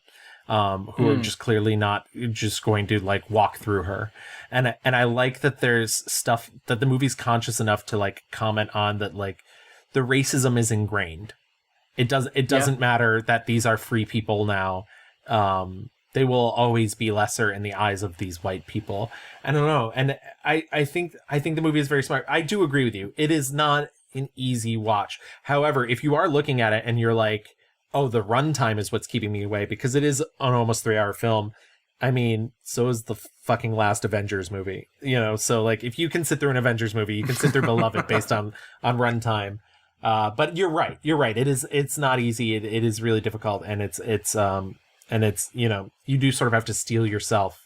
Yeah. What's funny is though, it reminds me a lot of, weirdly enough, Good Fences, about Black people who are dealing with trauma, who have to make really awful decisions, and maybe even the bad decision, the wrong decision, based on what they've experienced. They cannot make the rational, normal person choice, because they don't really have a choice. Society and America has put them in this box that they can't. And so, yeah, like in Good Fences, he is kind of like not a villainous character, but a bad character. He is, being kind of an asshole. And in the same way that Sethi is, making very horrifying decisions. But what is she? What else does she have? What else could she do? Right. So yeah, very good, Gavin. I'm glad we got to talk about this, because that movie would have haunted I was me. nervous. I saw your tweet about being half an hour in, and I was like, oh God, oh no, are we going to fight? But literally 5 minutes in, I was like, this is too much. This is too much. But it's a movie that I think, like, it's like the same reaction I had with 12 Years a Slave. It's like, I have to get through this. I have to, and not only just because like I like watching movies, but because there is truth here, and the truth can be hard and painful, and you don't help yourself by blinding yourself to it. But all that being said, you don't have to enjoy it. All right, Louis. So what's your 5-star review? So I think there are very important roles and good things that he's done. And there was honestly a little while where I was like, am I going to talk about Lethal Weapon one more fucking time? Just because I like him so much as this like straight man, family man. And I think it's like the most maybe foundational of his work, and why America has fallen in love with him. But actually, we're going to talk about a movie that we have brought up before, and it's 2016's Mr. Pig. Oh, I know. I remember, I was watching this and I was like, why have we talked about this? And it's because it is directed by Diego Luna, a past episode we have talked about as an actor mostly.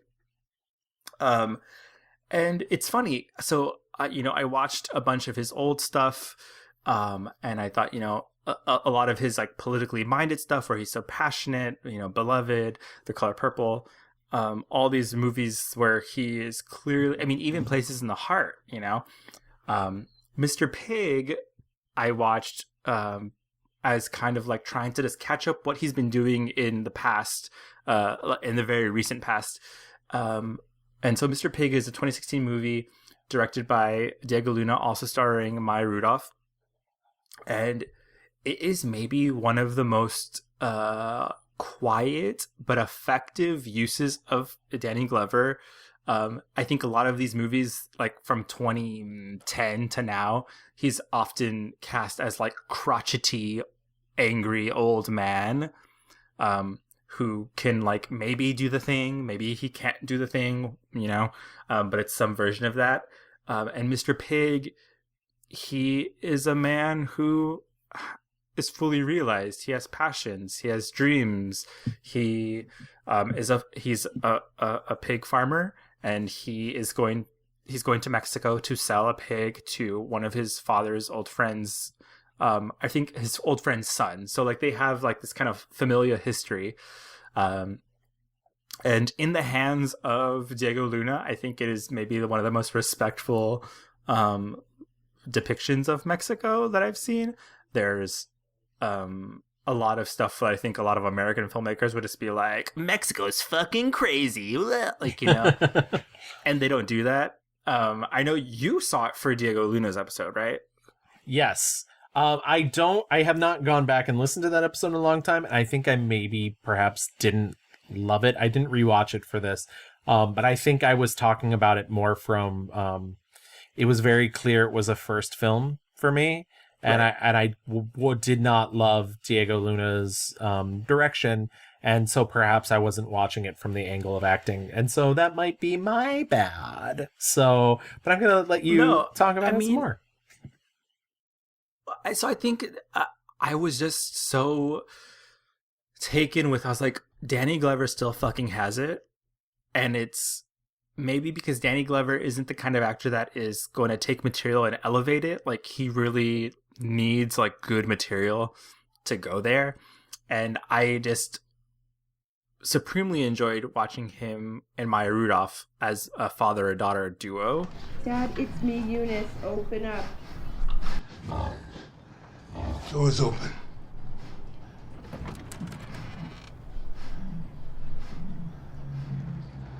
What the hell? Why is there a hog in your motel room? What are you doing here? I'm looking for you. Close the door.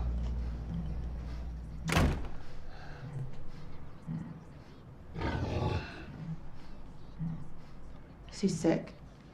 He's just fine. How could you just... Hey, How could you just take off like that? I'm busy, okay? Look, so if you want to help me. If not, quit bothering me. And also finally seeing him in one of these later in life roles, similar to watching Sally Field in Hello, My Name is Doris, that is like kind of like this perfect little gift of like showing off like this is a senior actor who is still fucking killing it. And this is a very stubborn man who's got pride, and he has wants and needs. And for him, he has this beautiful pig friend of his. It's this pig that he's raised, and he's going to go sell it to a friend in Mexico. Finds out that this friend actually has kind of one of those very stereotypical slaughterhouses where, animals are not treated well at all. He gets very shook and is like, fuck no, I'm taking my pig somewhere else. And he just has all this compassion and heart inside of him, and he decides, I'm going to go sell it to another friend who lives deeper into Mexico. And so him and Maya Rudolph and this pig go on this road trip, and you realize that he is sick, and you kind of get the sense that what he wants for this pig is what he wants for himself. This freedom, the able to just like be happy, and yeah, it's just like very quiet, beautiful. There's some funny moments. I mean, I can only imagine Diego Luna behind the camera just being like, "Okay, Danny Glover, have some fun with this pig." And I don't know, it really felt like he was given some space to just, be kind of like the actor that he is, as opposed to like a lot of these other lower budget movies that are kind of like D-list movies where he's, like not a badass or, crotchety old grandpa, for laughs. This is a real human. And I saw all these layers of, him in Color Purple, Beloved, even Lethal Weapon. It's like this family man, but he's older. And I don't know. I thought it was a very beautiful kind of, I don't want to say final act, but kind of, I haven't seen, like, even since then, he doesn't have to be just like the dad who cares about the one thing. This is a man who's caring about himself and wanting to end his life on his own terms. So yeah, Mr. Pig, it's a sweet movie. And it's on Netflix, so if anybody wants to check it out, it's easily accessible. Yes. I know we're going a little long on this one, but is there anything else that you saw him in that you particularly really liked? If you haven't already seen Places in the Heart from our last episode, I recommend it. I think he's very good in it. He's maybe one of my favorite parts of it. Like we mentioned, Silverado. I think that's a fun movie, like early him. Yeah. What about you? I mentioned earlier the Saint of Fort Washington, which I think is definitely worth a look. And I really liked Honey Dripper, and I know it's not a perfect film. I actually think it's a more middling film for John Sayles. I think he doesn't quite get the dialogue right. Normally his dialogue is really sharp and something like Passion Fish, but I do think there's a lot going on that's worth looking into there. I saw Honey Dripper. I thought it was fine. Yeah, that's sort of where I was too, where I was like, this didn't, blow my socks off, but it was, there. Good fences, as we mentioned. Yes. But I did mention I was torn at the beginning, and I don't want to go off on too much of a rant, but once again, if I had to pick a second 5-star review, To Sleep with Anger is so, so good. And his performance as this devious entity, like, because he is a man, he's a person, but like he is this force in this film, and he's constantly has his knife out, constantly, just being real sinister, glaring at people, and even when he's being polite, and I really think that that's a deep film more people should see. Before we get out of here, let's do our mixed reviews. That's what we call it. I'm drunk now. So my 1-star review, which was also shared with you, is 1997's Gone Fishin'. Gone Fishin', what a movie.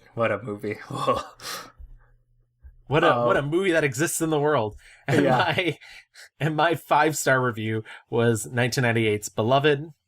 Mine was 2016's Mr. Pig. And you just really waxed so eloquently about it that I might have to give it a rewatch. I don't know if it's a good, a well-made movie, but I really enjoyed his performance.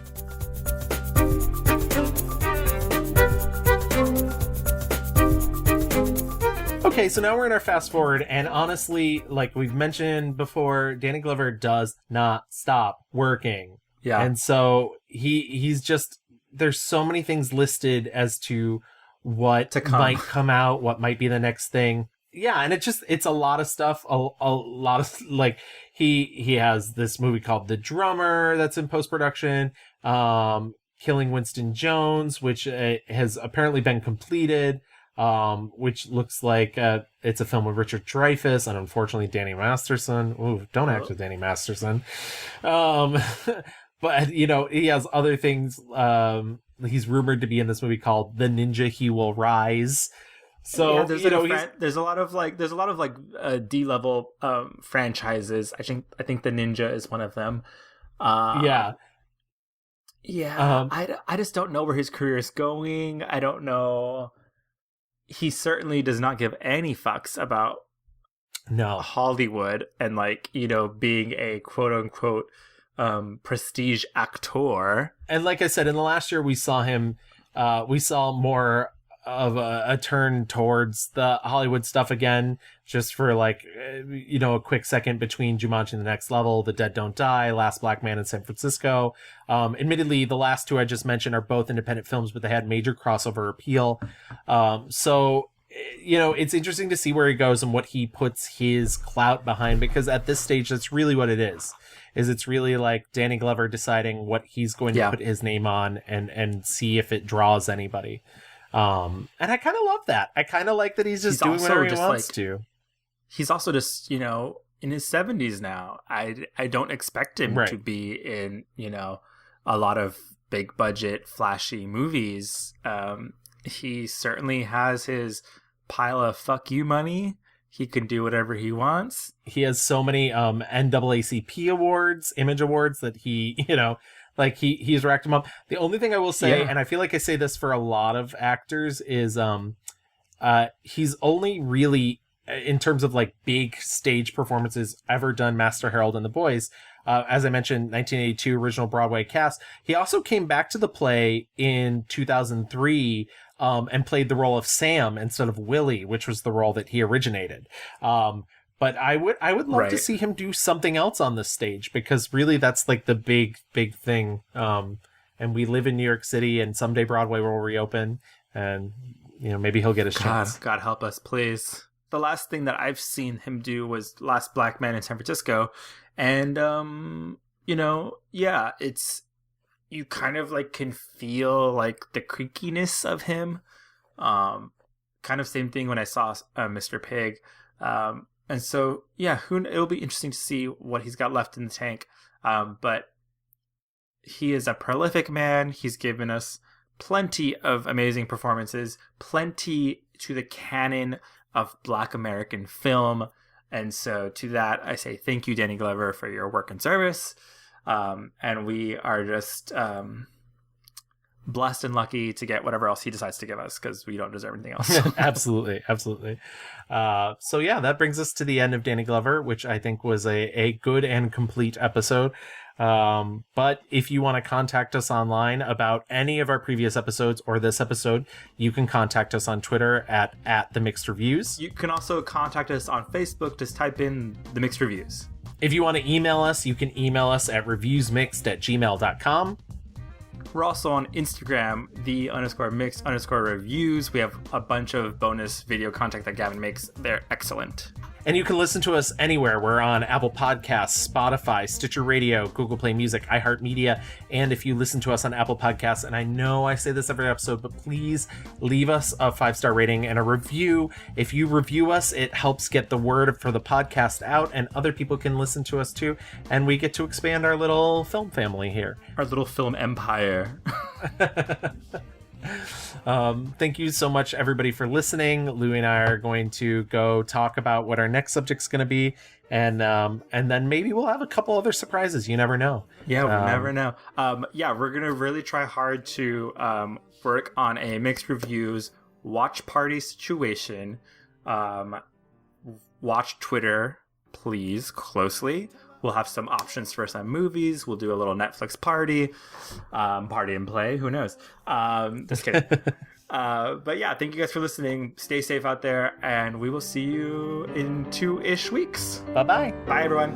Well, don't send me no doctor. Oh, the doctor can't do me no good.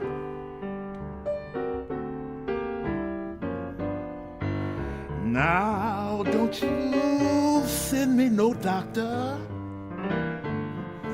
Well, a doctor can't do me a bit of good.